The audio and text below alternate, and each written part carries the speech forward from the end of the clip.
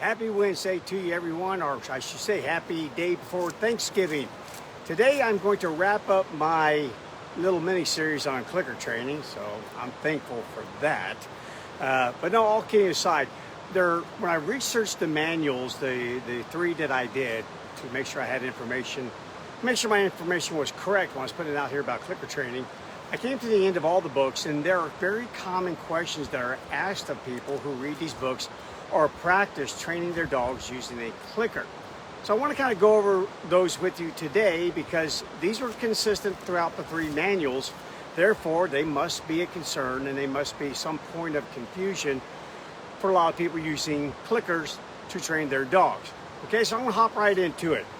What if my dog doesn't like treats and won't work for food? Okay, you're out of luck. All right, next question. No, I'm just teasing. Okay, again, you heard me say with marine mammals, we had those occasions. They just did not feel like eating that day. Maybe we fed them too much the day before.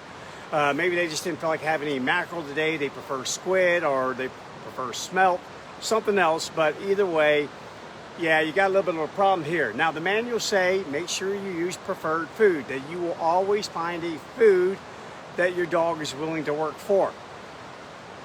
Again, I'm going to call that into question because I've been around a lot of dogs in my day, and there's been more than a few that would starve themselves before they would do anything for that treat, especially if you're dealing with dogs that have elevated anxiety, elevated fears, maladaptive animals. No, again, when your stress response goes up, not only does it mobilize oxygen and energy to your limbs to make sure that you can get away from that danger, make sure you can be the danger itself and capture something to eat, but one of the things it does very quickly is it inhibits the storage of energy. Yeah, it's all about short term, about the next 30 seconds to a minute. Why store energy? Not a handy time to be digesting grass if you're an elk, and not a handy time to be digesting that meal you had the day before if you're a wolf chasing down that elk. Therefore, animals that are stressed, and if they're stressed, whether it's in training or something in the environment that's not training related, you can find that animal not wanting to treat no matter what. And if it is training related, oh boy, now you've had it. That could be a little bit of a problem. Okay, so the other thing they say is click and drop the food in the bowl, meaning now just try and go to the dog's food bowl, click, drop a treat in the bowl, click, drop a treat in the bowl. And by doing that, and there is some, this could occur, the dog can start to associate, okay, click maybe means mealtime. Maybe it is time to eat. Maybe if the dog has found some sort of comfort with the food zone, the food bowl, that little zone that all animals have, ownership zone. If that's theirs, then that clicking sound that could cause them a little bit of alarm. And by the way, one of our Morkies is here, Dave. I call him AKA Chicken for a reason. I did the clicker around him to no success whatsoever. The clicker itself actually scared him. His apple cart gets upset pretty easily, and it's upset because he's in a new environment. This is the first time he's been here in the mountains. So if I was going to do clicker training with him, I'd have to hold off for a while and let him get settled here, because anytime animals find themselves in a novel environment, they're going to seek out the rules of prediction and control. And he's certainly been doing that for the last couple of days. He's been kind of clicking his heels trying to get back to Memphis. But Memphis hadn't appeared just yet. He's still on the yellow brick road, and therefore I'm going to have to let that stress response come down. And hopefully if it comes down far enough, I can do some clicker training with him. But again, I've not tried the step here where you click and then drop the food in his food bowl. Heck, he won't even go in the kitchen right now. We're having to take the food to where he feels safe at this moment. So there you go. There's your answer on that. Another question. What if I have more than one dog? I can see where that could be confusing. I mean, a click's a click. I mean, you're using it for a specific purpose. It's a stereotype signal. So if I got Captain here, I got Dave over here, and I've got Poe over here, and I'm clicking, I'd have to think maybe their hearing's a little different. Like mine's definitely different than Kira's. I've had too many things go boom in my ear in the past, and my hearing's not as good as it used to be. I may not hear that click at the same level that I'm used to hearing that click if someone were to click it around me all the time versus Kira. So can dogs tell the difference if you're clicking for their actions or another dog's actions? Not sure about that. But they say just put the other dog up and problem solved. Yes, the dog might be able to hear the clicking in the background if the dog's in the laundry room or outside. But because the difference in the sound intensity and because you're not really looking at that dog. Again, there's more than one signal. You can use the clicker all you want, but anytime you enter into an interaction with an animal, you're bringing with you a signal suite. Everything, a suite of signals. Your look, your stance, your posture, all of these things, your voice inflection, the actions that you make with your hands. All of these become part of the signal if they are done consistently around the animal. And they use that to give them a clue so they can properly interpret the signal. Now, given over a period of time, they will start to eliminate some of the fluff. They'll go, yeah, he kind of always cocks his head a little bit when he talks, and he kind of leans a little forward, leans a little back, and rocks a little bit. But that doesn't mean squat. The thing I need to pay attention to is what's that hand doing? What is that word that's coming from his mouth? So again, yeah, I'd say put the other dog up, at least in the beginning, then experiment. Yeah, smart mammals, they learn through free exploration. Get to exploring. See what works for you and what doesn't work for you. If it doesn't work, go away from it for a little while. Come back to it later and try it again. Next question. What do I do if the dog makes a mistake? Okay, that's kind of like a broad question. I kind of got a couple different answers on that when I read in the manuals. One said, don't click. I got it. If you're doing shaping with a clicker and the dog does a behavior that you're not looking for instance, I'm trying to get a sit out of cat. Well, if he doesn't sit, and I'm trying my best to get this sit thing to happen, and he doesn't sit, he just wanders off. Well, I'm not going to click that because I'll be clicking for, hey, go ahead and wander off. Yeah, go explore over there. go take me up on that intelligent animals learn through free exploration. Go explore the other side of the river over here. So yeah, I get it. Don't click. That's all. Don't say no. Don't jerk on the leash or push the dog in the right direction. No, when you're shaping with just a clicker, it's free form. It's kind of like climbing a rock faced without a rope. It is free form. The animal is doing behaviors at any given moment. While it's doing this darn behavior, a clicker goes off and there's a treat in her face. And yeah, and if that happens enough times, the dog may go, okay, it's this certain move right here, click, and there's a treat in my face. They get it. So I agree with this. Don't say no. Don't be jerking on a leash or anything of that sort there because you're shaping using a clicker. All right. But that doesn't mean I should never punish a dog, right? That was a question. What if the dog jumps up or nips me or takes food off the counter or runs away? And this is straight out of Karen Pryor's book, Clicker Training for Dogs. And the answer was, some people think that using positive reinforcement means you never reprimand the dog or control it physically. That's unrealistic. Leashes are a fact of life for dogs, quote unquote. You need to interrupt the behavior. You need to say no. Good on you. Good on you for putting that in this book. Because that's the absolute truth. And that's what I've been harking about all along. Clicker training, obviously, as I've gone through these manuals, is for shaping behaviors in a free-form way. But when it comes down to it, at some point, it's not going to work. It just isn't. You're going to have to disrupt that behavior. You're going to have to make it stop. Food's not going to get it done. At the end of the day, if the signal is not being interpreted properly, or if the signal is being ignored in the presence of noise, you must raise that signal. And sometimes that means no. And sometimes that does mean a snap on that leash. Sometimes that means get your mouth off of me. That's what it means. You're going to have to interject that in there when you need to make it all bounce. Then you go back to your clicking for shaping behaviors, for first teaching that down, teaching that sit, teaching that heel, come, place, so on and so forth. I don't have an issue with that at all. I just call it another version of luring. That's all it really is. So no heartache here when it comes to that. But it does, for me, the heartache lies in the fact that there are behaviors that the animal will do. It will push right through your click, right through it. They do it because it's part of biologically prepared learning. It is something that is driving them deeper and longer than most of mankind.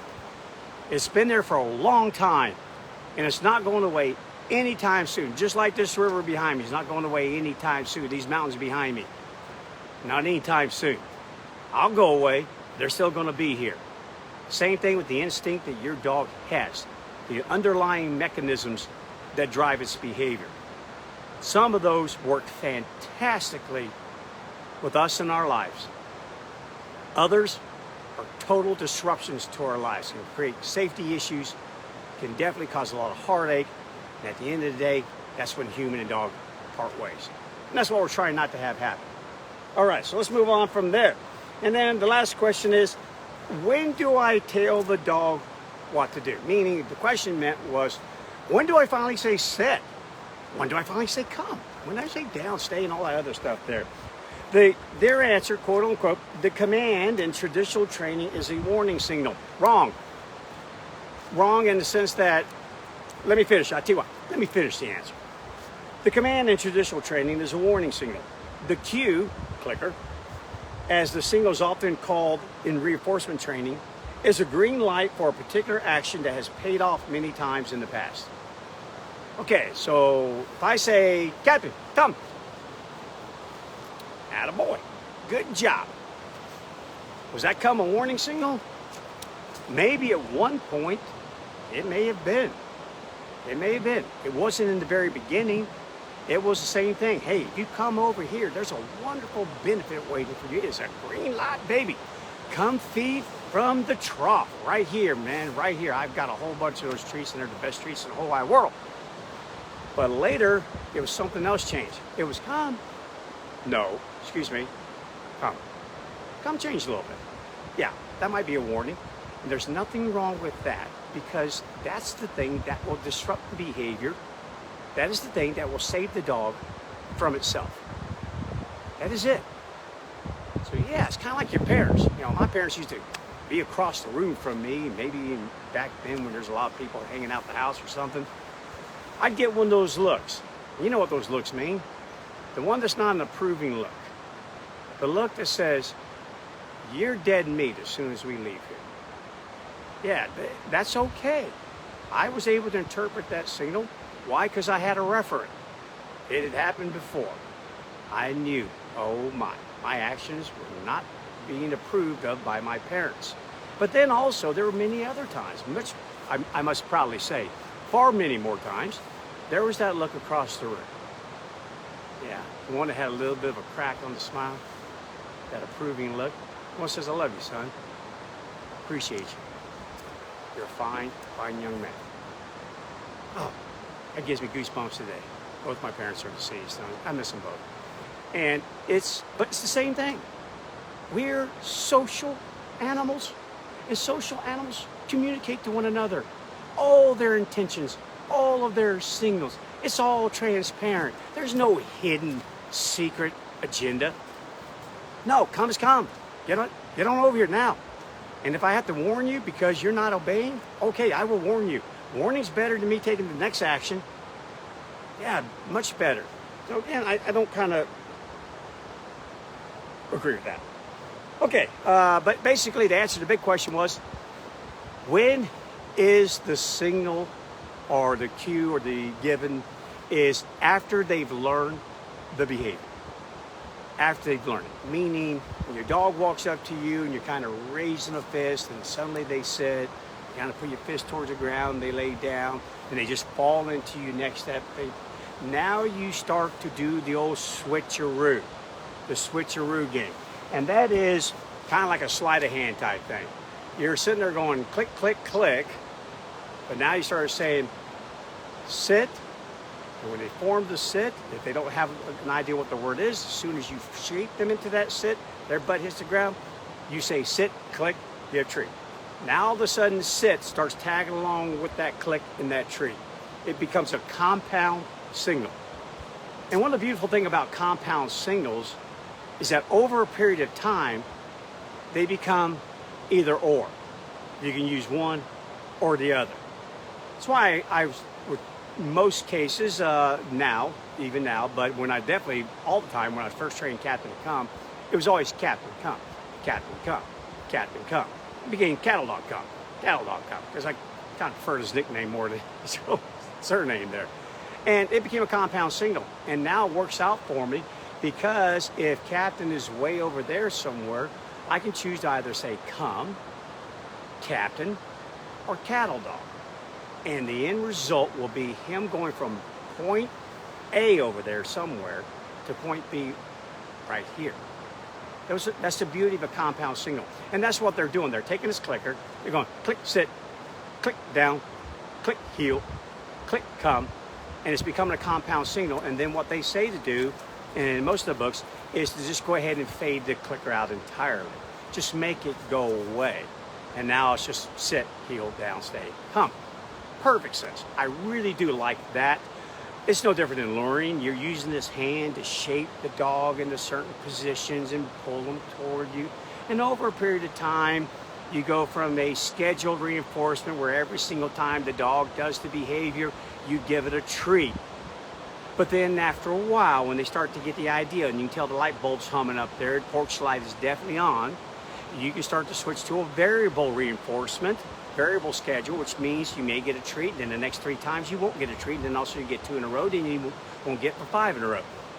I always tell people, you want to see how well variable reinforcement works, take a visit to Las Vegas, and you'll see how they built those big old fancy structures and hotels. Yeah, it's from gambling, meaning that one-armed bandit does not give up its gold on every single pull, and it just draws you in. Very, very powerful reinforcement. So they do the same thing. And I like that. That I do like. Okay, so at the end of the week here, now that we wrapped up this clicker training, I think it's a great tool if you wish to use it for luring, as a substitute for luring.